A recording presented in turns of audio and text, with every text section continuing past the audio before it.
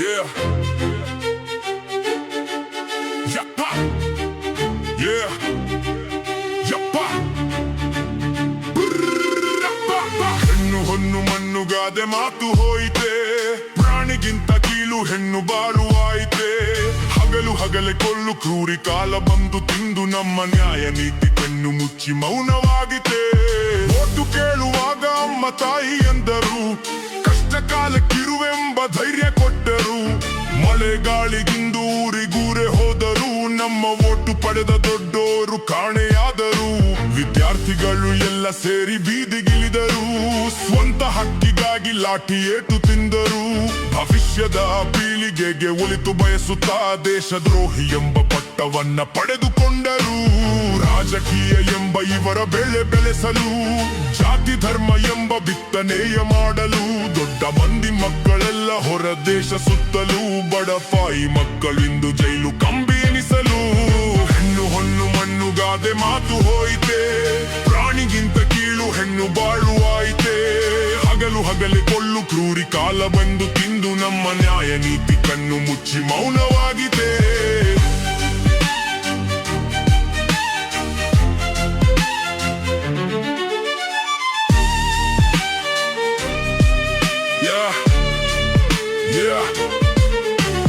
ಕುರ್ಚಿಗಾಗಿ ಮಾತು ಕೊಟ್ಟು ಜನರನ್ನೇ ಮರೆತರು, ಅಧಿಕಾರದ ನೆರಳಿನಲ್ಲಿ ಸತ್ಯವನ್ನೇ ಮುಚ್ಚಿದರು. ಬಡವನ ಕಣ್ಣೀರಿನ ಬೆಲೆ ಯಾರಿಗೂ ಕಾಣಲಿಲ್ಲ, ದುಡ್ಡಿನ ಮುಂದೆ ನ್ಯಾಯದ ಧ್ವನಿ ಎಲ್ಲೋ ಕೇಳಲಿಲ್ಲ. ರಸ್ತೆಯ ಮೇಲೆ ರೈತನ್ನು ಬೆವರು ಸುರಿಸುತ್ತಿದ್ದ, ಅವನ ಬೆಳೆದ ಅನ್ನವೇ ದೇಶವನ್ನೆಲ್ಲ ಪೋಷಿಸುತ್ತಿದ್ದ. ಬೆಲೆ ಕೇಳಿದಾಗ ಭರವಸೆಯ ಮಾತು ಕೊಟ್ಟರು, ಸಾಲದ ಹೊರೆ ಬಂದಾಗ ಬಾಗಿಲು ಮುಚ್ಚಿಕೊಂಡರು.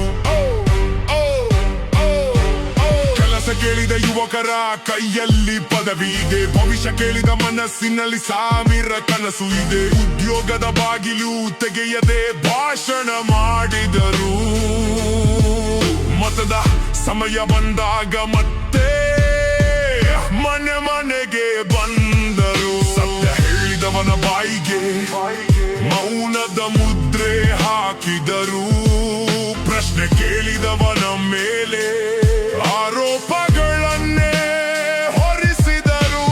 ಜನರ ಧ್ವನಿಯೇ ದೇಶದ ನಿಜವಾದ ಶಕ್ತಿಯಂತೆ, ಆ ಧ್ವನಿಯನ್ನೇ ಕೇಳದಿದ್ದರೆ ಪ್ರಜಾಪ್ರಭುತ್ವವೇನು ಅಂತೆ. ಇದು ಯಾರ ದೇಶ? ಜನರ ದೇಶ. ಇದು ಯಾರ ಹಕ್ಕು? ಜನರ ಹಕ್ಕು. ಇದು ಯಾರ ಧ್ವನಿ? ನಮ್ಮ ಧ್ವನಿ. ಮೌನವಾಗೋಣವೇ?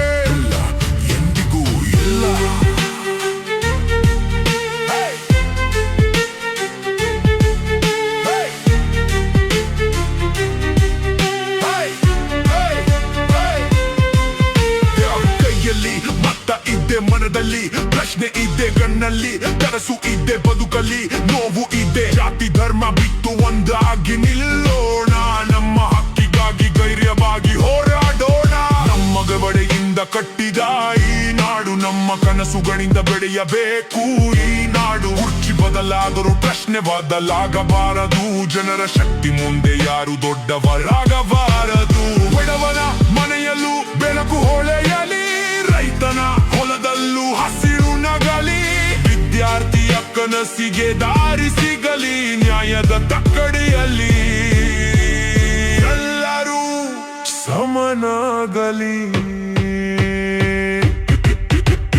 ಹೆಣ್ಣು ಹೊನ್ನು ಮಣ್ಣುಗಾದೆ ಮಾತು ಹೋಯಿತೆ, ಜನರ ನೋವಿಗೆ ಉತ್ತರ ಕೊಡುವ ಕಾಲ ಬಂದಿತೆ. ಮೌನ ಮುರಿದು ಸತ್ಯ